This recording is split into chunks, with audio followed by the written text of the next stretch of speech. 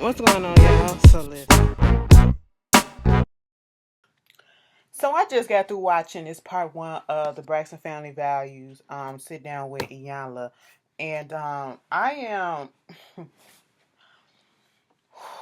This video ain't gonna be long because it really wasn't much that was said during this thing. It's more so of a reaction from me. Um, Now I'm gonna put this on the offset. I do like the family, and y'all know I've been a fan of the Braxtons for a while now. But there's a time where you can be a fan of somebody, and you can still call them out on their bullshit. And some people just don't know how to do that. I don't understand how it is that, you say you like somebody or whatever, but you follow them blindly and you support every single thing that they do, even if it's bad. I'm not that type of person, so therefore I can call a bitch out and say what I have to say and still go out and support or whatever, because that's what real fans do. You call your people out. But here's my thing. This whole Iyanla sit down has been hyped up, drummed up. We've been looking forward to it. I've been looking forward to it. And we had the little tweets or whatever that was put on the shade room or whatever from Tamar saying that Yolanda, or calling her Rhonda by her real name is the devil or whatever. And I've always said the reason why she probably said that shit is because Iyanla is going to tell her about her fucking self and call her out on her BS. And that's exactly what it looked like, okay? From this first episode, she really wasn't that bad until it got to the end, okay? And I'm just sitting here like, the way she was doing all of this when Iyanla was talking and shit like that, girl, I would have slapped the dog shit out of her. She better be glad she did that with a bitch like Iyanla, okay? Iyanla is reformed, okay? Because Iyanla from the goddamn projects now. If she had any more hood up in her, she would have knocked her ass out, okay? Because you were wrong. You were wrong in that instance, and you up there acting and doing all that shit or whatever, bitch. You done shaved your head, so therefore it is so much better and so much easier, and that slap across the back of that bald head will hurt so much worse, okay? Because it's right there. You know what I'm saying? That was just too much. It's like grow up. And this is the pattern that we've been seeing from her all this time. I'm talking about Tamar. And it's unfortunate. It's unfortunate. And I know part of it is because you're embarrassed. You're embarrassed because you got called out. And that's what it seemed like. She was embarrassed. We do stuff when we get embarrassed or if we feel humiliated or whatever. We try to act out to make it seem like we not and doing all this stuff. But that's what she does, okay? But for the most part, when it first came on, it seems like Tamar was, very much into it, or I should say everybody. I'm not just going to call her out. Everybody was very much here for it except for Miss Evelyn, okay? So the only person that was not participating in this mess is Michael Braxton Jr., okay? He like, fuck this shit. I got my own life to live. My shit is good, okay? And I feel like he's the only one that don't have these issues like this so much and probably so bad because he learned to stay away. He knew to stay away from this reality show stuff. And see, this is the double edged sword with it. We want to see the ladies on TV. We want to see them flourishing. We want them successful in every aspect of their lives. But it's like, at what cost to these at this time? Because this show, to be quite honest, this show has caused so much of the rift that's in their family right particularly now, and it's unearthed a lot of the other stuff that's been going on in their family as well, okay? I don't know personally all the stuff that's been going on because I don't live with them. I don't see them 24/7. We're just reacting off of what we've been seeing on the blogs, what we've been seeing on the TV show and all this stuff or whatever. But it's just a common denominator is, and a common factor is this show. You need to stay off the show. And to be quite honest, I feel as though the show needs to be canceled. Okay? They need to go at least a year or whatever without being in the media spotlight and to just go be with themselves and get their sisterhood back. Because these are not the sisters that I fell in love with, that I wholeheartedly supported when the show first came on, because I used to be a gun-ho Braxton Family Values fan, okay? Right now, I'm kind of disgusted at the way that it's turned out. All these problems or whatever. It feels like a marriage is being broken up, but instead of a marriage, it's a sisterhood. Okay, this is real family, blood family, or whatever. And I say that because we know what goes on with these reality. It's that reality TV curse when it comes to relationships and stuff like that. We see marriages get on there, and then all of a sudden, a few seasons in, the marriage break up and all this stuff, and it's just we see the same thing happening with their sisterhood. And that's because they're the type of people, what we found out, that don't like to talk about a lot of stuff. They don't communicate, and they just sweep stuff under the rug. And here's the thing: to call Iyanla the devil, to be mad at her because she called you out, you can't. I honestly feel as though, and I'm not even trying to cape for Iyanla, but let's not act as if none of us ever saw, not or none of them specifically has ever seen an episode of Iyanla Fix My Life. Obviously you have. Obviously you know of what she does and how she acts and how she works, okay? Because y'all the one who wanted her to come in. You agreed to it. Everybody agreed to come and have her come sit down. Y'all didn't reach out to y'all, okay? So to get mad at her because she's being blunt, as if you never saw an episode, and how blunt she is and how her books are and how she talks to people, whatever, she tells you the fucking truth. And for those that be like, oh, well, Iyanla ain't qualified to do this or whatever. Iyanla never said she was a psychotherapist. She never said she was a therapist. She never said she was a psychiatrist. The bitch is more so like a life coach, if you ask me. And that's what it is. Y'all remember that? I don't know. You go back some years ago. Tawanda was on Starting Over. Iyanla was the life coach on that, okay? So that's what Tawanda had her first interaction with her with. Trina was on Fix My Life as well. So Trina know how she works as well. Trina, I didn't appreciate that comment talking about Iyanla wanted you to say some derogatory things or whatever against your mother. That's not what she wanted you to say, okay? She was trying to get you to see that the actions of your mother and the reactions of your mother is what brought y'all to the place that y'all at now, okay? Because to be quite honest, like Iyanla said, that shit starts from the fucking head and the roots, okay? And the roots of all these problems is the mama and the motherfucking daddy, okay? That's where it's coming from.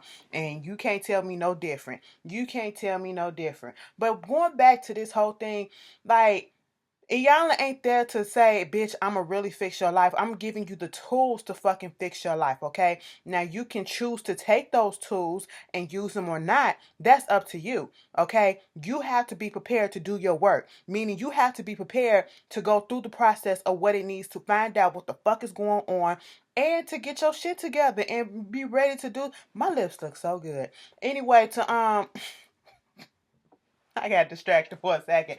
To do your work, okay? And to be willing to put in that time and that energy, to fix things. And people expect, I guess, when they watch Iyanla and when they say, oh, she really don't do nothing, they expect the shit to be fixed like that in a couple of days. Baby, you can't fix a problem that took years to get to and fix that shit in a couple of days. No, boo-boo. You got to put in that time, okay? That time and that energy to fix that shit. She's just giving you some steps to help you to go along with the process. That's what it is, okay? But anyway, moving on from that, I didn't appreciate, okay, Tracy comes there. Everybody was willing to be there, but Tracy didn't understand what she was there for. Tracy was shut the fuck down. I didn't like the fact that they kept on saying, well, it's an elephant in the room and we got to address it. We don't even call it a name. We call it it. We know that you're talking about Tracy and this whole thing that happened with the sit down with the sisters where y'all supposedly had agreed that y'all not going to film or whatever, but amongst the three of y'all, and Tracy went back on that because Tracy got to get her money. Tracy and people like, okay, well, if you agreed on something, you should follow through with it. That's true too. That's true too. And I feel as though Tracy should have told them that, look, bitch, I can't do this. I'm gonna have to go ahead and y'all can survive off of whatever the fuck it is that y'all doing, because y'all got other ventures and shit going on. I don't have stuff that's popping off right now. Okay, I need to get my check. Okay, because at the end of the day, none of them sisters I don't see trying to gonna come up out their pockets and help pay for her stuff. We don't see that, okay? But the communication was broken down. The communication was not there because like I said, if you do, supposedly, Tracy, you were supposed to have agreed, and then all of a sudden you backtrack by just showing up. You should have had a communication, some conversation or whatever with the sister and said, you know what? I know I said this, but look, bitch, After thinking about it, I'm gonna have to renege on that, okay? And let them know so they won't be blindsided, okay? Because it feels like, at least with Trina and Tawanda, that they were blindsided by some things, okay? Um, but I felt bad for Tracy a little bit because she was shut down, and that's on the badness that I feel. It's not coming from this whole situation with the family not wanting to film on WeTV or whatever. It's from the whole situation of how we seen Tracy being portrayed from season 1 to right now. She's always been the outcast. She's always been the black sheep. She's always been the one that basically they called her the wannabe when the show first started.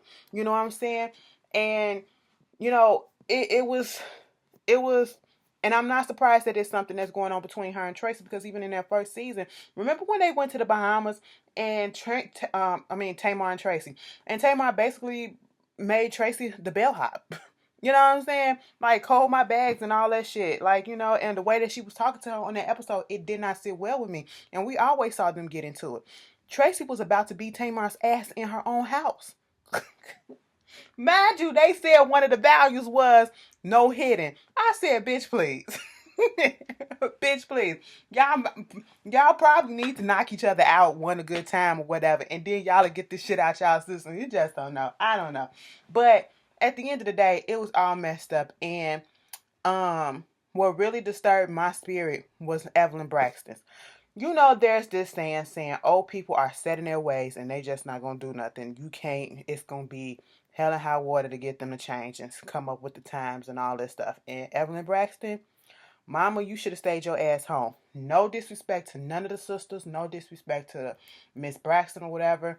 I met Evelyn Braxton. She is a nice woman, but this right here, you see where Tamar gets some of her shit from. You see where she get her mouth from. You see where she get her attitude from. That's so like, I'm sitting here like, damn, that's where it come from. And I never realized that until looking at that shit. And I was just like, that's crazy. And I'm saying that because Iyanla was trying to say, all right, one of the ground rules is we gotta put out there is everybody's gonna commit, not gonna walk up and leave, even though we know people gonna walk up and leave, but it's everybody gonna commit. Evelyn couldn't say she was going to commit and do the whole process. And from the jump, when she first got in there and they were talking about it, when it was brought up that they was going to go to Iyanla, when they got to Iyanla and all this stuff, she just was not here for the whole thing. And she didn't go in there with a positive outlook. I got a fucking, my eye, fuck that shit. Bitch, when you got a decent camera, that shit just picks up on a lot. Fuck. Okay, I gotta get that fixed. Anyway, I said that like I can just go put some tape on it to be all good. Girl, shut the fuck up.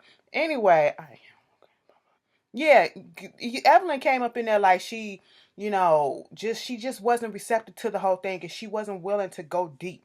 Okay, maybe she just really wasn't here for the whole thing. And her thing is she don't want nobody telling her about herself either.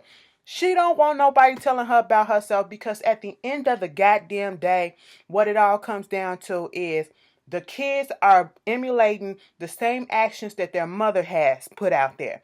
The actions and the reactions that Evelyn has displayed, from going through hurt, from going through pain, from going through divorce, from dealing with Michael Sr., it's all rubbing off onto the children. That's why they can't keep a man. That's why their relationships are the way that they are. That's why, some of them are bitter, or it may, I ain't even gonna say bitter, but it may appear to be, because Evelyn is the root. Evelyn and Michael Sr. are the root. And you see how Michael Sr. just sat there and took the shit. Evelyn had to be the back talking and all this stuff and having attitude and shit like that. It was very discouraging, okay? You trying to say that, you're not the problem and you can't fix what these 40-year-old women do or whatever. You are part of the problem, okay? That's why you're there. And yes, they have to take responsibility for their own actions as well. But you have to get to the root of to why this shit is happening, okay? So we can break the fucking cycle, all right? Like you said, they're 40-some years old and they're still going through this bullshit and don't understand why the fuck neither one of them are there. That's crazy, okay? Then when they get to the next day, bitch, We seen when Iyanla said we gonna come through and we gonna eat breakfast and all that shit. Bitch, the next day, I guess they supposed to be there at the moment in the morning. I find it so shady every time I see when these programs put up there the time counting down to how long they been there. Bitch, one time said 1:30, the next time said 2:45. I think another time said like 3 or 4 something or whatever. Iyanla up in the car, waiting. First, she's sitting there like she's waiting to interview one of the sisters or whatever, have the little individual interviews. No one shows up. Then she's in the car and she's eating in the car, whatever. Still, they're waiting. Damn, this time they're waiting on Tamar to get there. Tony didn't get there finally. Trina was like, finally, we get some validation of what I've been saying, that it's always me, Tracy, and Tawanda that has to fill in when people don't show up on time.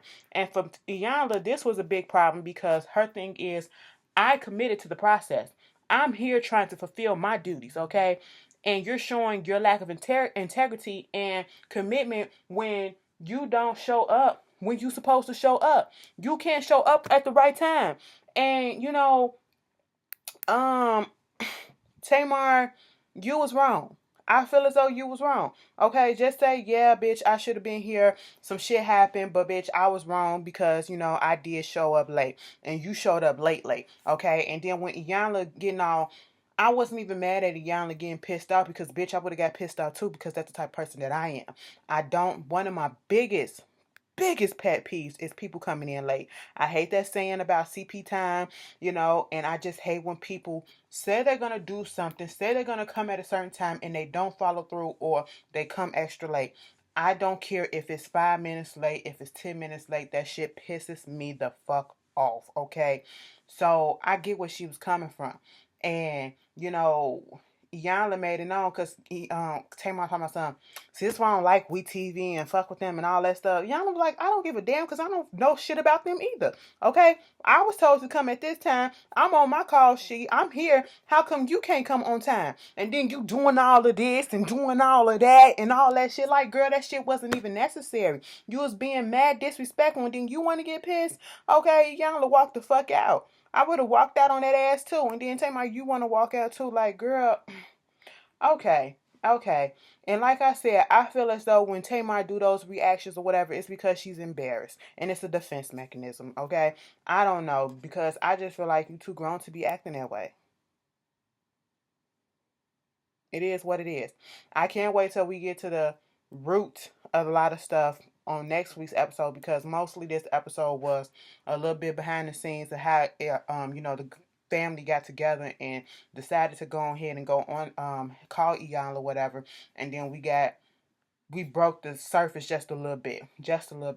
But yeah, I'll probably be back next week because it seems like next week gonna be better. But child, Miss Evelyn wore me the fuck out. I was sitting here like, girl, you should have stayed your ass at home then, okay? You should have stayed your ass at the crib, all right? But y'all tell me how y'all feel about this. And no, let me just put this out here.